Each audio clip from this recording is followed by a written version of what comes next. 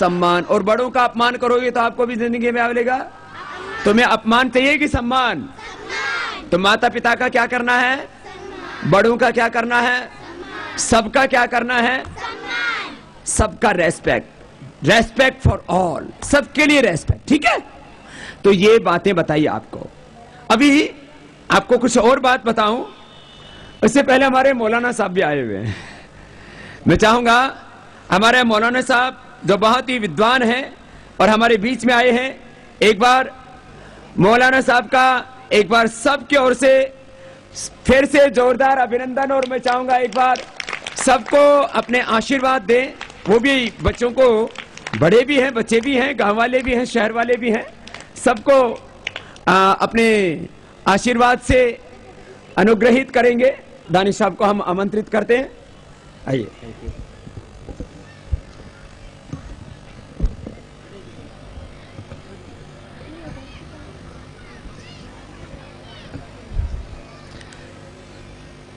बिस्मिल्लाहिर्रहमानिर्रहीम।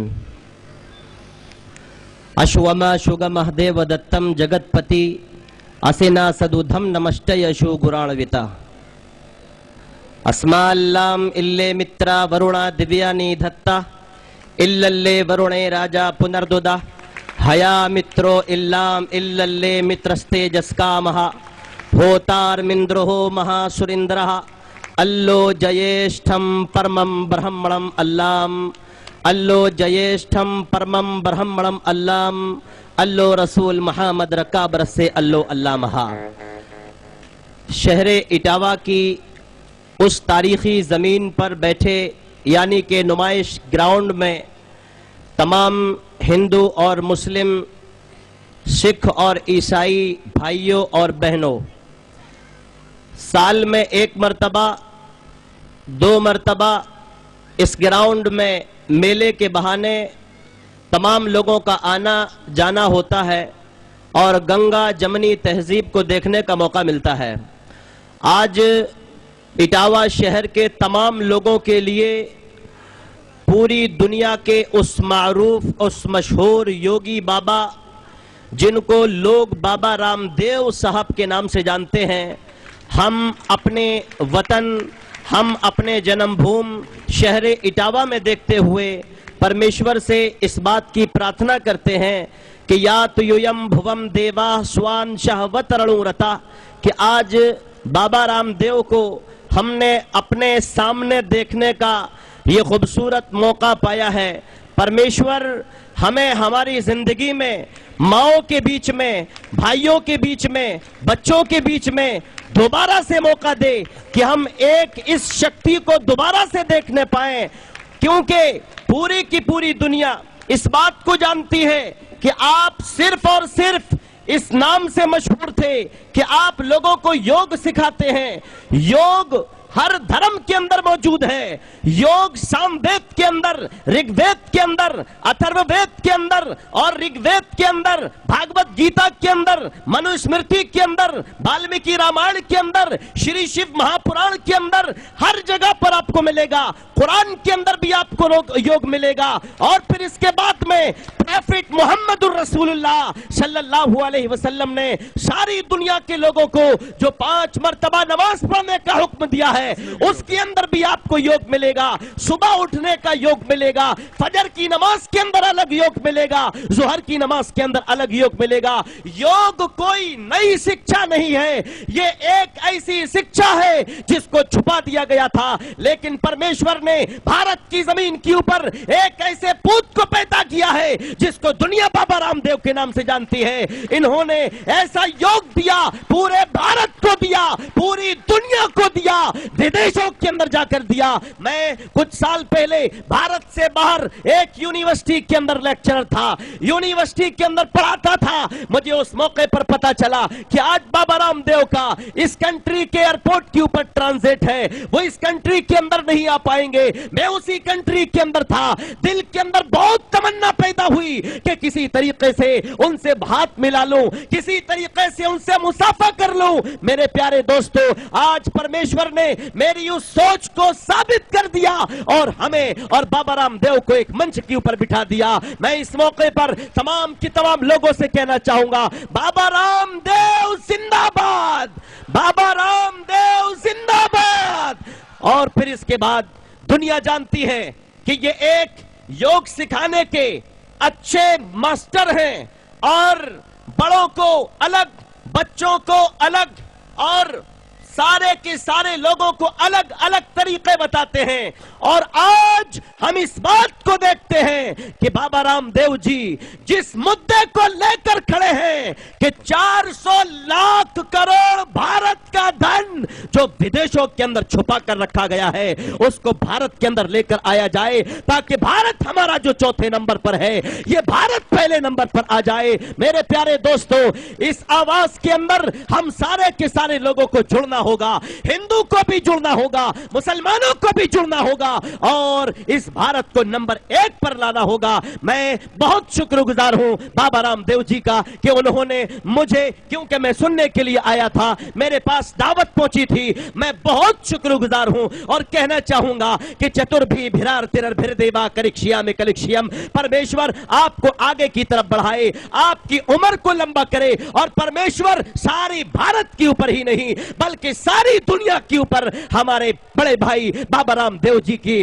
साये को देर तक कायम रखे और लोगों को आप सिखाते रहे, लोगों को बताते रहे, करप्शन के खिलाफ लड़ते रहे और भ्रष्टाचार के खिलाफ लड़ते रहे और डाकुओं के खिलाफ और चोरों के खिलाफ अपनी आवाजों को बुलंद करते रहे। बाबा रामदेव, मैं दुआ करूंगा हर शहर के अंदर पैदा हो और पूरे भारत में अच्छाई दिखे और बुराइयों का नष्ट हो जाए और हमारा भारत अच्छा हो जाए। इन्हीं चंद शब्दों के साथ मैं आपसे रुखसत होना चाहूंगा, क्योंकि मैं तो इटावा का हूं और जब आप चाहेंगे, मैंने सामवेद, ऋग्वेद, अथर्ववेद, यजुर्वेद चारों के चारों वेदों को पढ़ा है और इन वेदों से मैंने अच्छी चीजों को निकाला भी है। मैं सच्चाई को आम करने वाला, बुराइयों को खत्म करने वाला, अच्छे इंसान की कदर करने वाला एक छोटा सा परमेश्वर का बंदा हूं। मैं बाबा रामदेव की कदर करता हूं और आपके इटावा आने पर आपका शुक्रिया अदा करता हूं। बहुत बहुत धन्यवाद, बहुत बहुत शुक्रिया, थैंक यू कि परमेश्वर ने मुझे बाबा रामदेव साहब के साथ में आपके हुक्म पर मुझे यहां पर कुछ कहने का आप तमाम लोगों को ये अवसर दिया। धन्यवाद। एक बार खड़े होकर के हमारे मौलाना मुफ्ती साहब का जोरदार सबकी ओर से फिर से बहुत बहुत अभिनंदन। और आज के इस प्रोग्राम के कमेटी की तरफ से मुझे जो ये प्रोग्राम और मुझे जो दावत दी गई है, मैं हरिशंकर पटेल जी और उनके तमाम साथियों का शुक्रगुजार हूं कि उन्होंने इतना अच्छा और बेहतर काम करके दिखाया और इटावा के अंदर ये पहला इतिहास है। चलिए मेरे साथ एक बार सभी बोलेंगे, भारत माता की। तो आज हमने अभी तक अपने ब्राह्मणों के पीछे चतुर्वेदी लगा देखा था, हमारे मुफ्ती साहब के पीछे भी आज हम लगाएंगे। हमारे मुफ्ती साहब वो मौलाना है, वो मुफ्ती है, वो एक बहुत ऊंचे विद्वान तो है ही, आज हम उनको कहेंगे वो विद्वान होने के साथ साथ वो मुसलमान होने के साथ साथ चतुर्वेदी जी भी है। चतुर्वेदों को जो जाने वो चतुर्वेदी जी, चारों वेदों का जो ज्ञानी हो उसको चतुर्वेदी कहा जाता है। हमारे यहाँ वेदी, द्विवेदी, त्रिवेदी और चतुर्वेदी, तो हमारे जो है मौलाना साहब चतुर्वेदी जी भी है। इसके लिए एक बार इनकी फिर से अभिनंदन। 4 वेद इन्होंने पढ़े हैं। शायद बहुत से हमारे हिंदू भाई होंगे जिन्होंने कुरान शरीफ को देखा नहीं होगा या पढ़ा नहीं होगा। तो भाई बहनों, आज बहुत खुश नसीब नजारा था और कब वक्त गुजर गया कुछ पता ही नहीं लगा। जो है सब बच्चों के लिए भी एक बार जोरदार तालियां बजाइए। आओ बच्चों नीचे से, और इन बच्चों को च्यवनप्राश भेंट दीजिए। लाओ सबको, बच्चों को अच्छी अच्छी चीजें लो बेटा। च्यवनप्राश खाना, बॉर्नवीटा नहीं खाना, हॉर्लिक्स मत खाना, कॉम्प्लोन मत खाना। क्यों?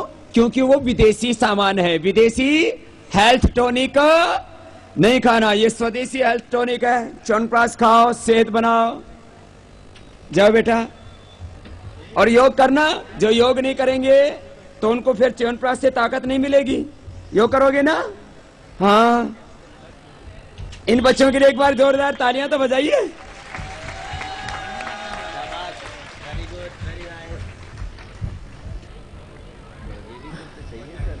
और एक गिफ्ट हमारे मौलाना साहब के लिए। और तालियों के साथ एक बार बोलो, कौन सा भजन गाना है? मेरा रंग दे बसंती। तालियों के साथ तालियां बजाएंगे, एक्यूप्रेशर हो जाएगा। या आंख का, या कान का, हार्ट का, डायबिटीज का, किडनी का, थायराइड का और यहाँ स्ट्रेस का सारे पॉइंट है। जोर से ताली बजाने से सब रोग मिट जाते हैं। हंसो, ताली बजाओ, झूमते हुए आनंद से, मस्ती से। आपके लिए तो पूरा सामान। रंग दे बसंती चोला माई रंग दे, मेरा रंग दे बसंती चोला माई, रंग दे बसंती चोला, मेरा रंग दे बसंती चोला, रंग दे बसंती चोला माई, रंग दे बसंती चोला। हाथ उठा करके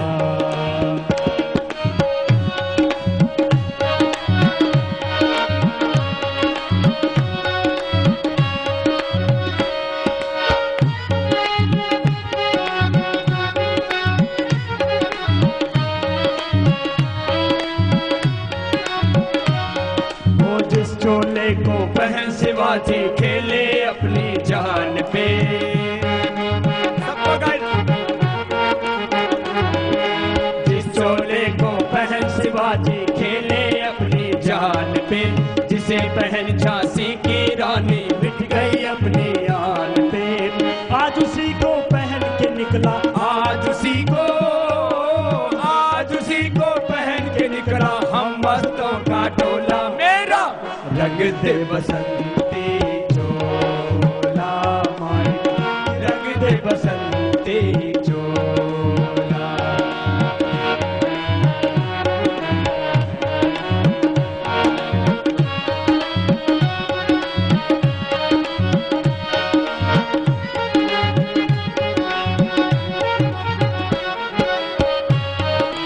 और अब जो लाइनें, ये हमारे जीवन का संकल्प।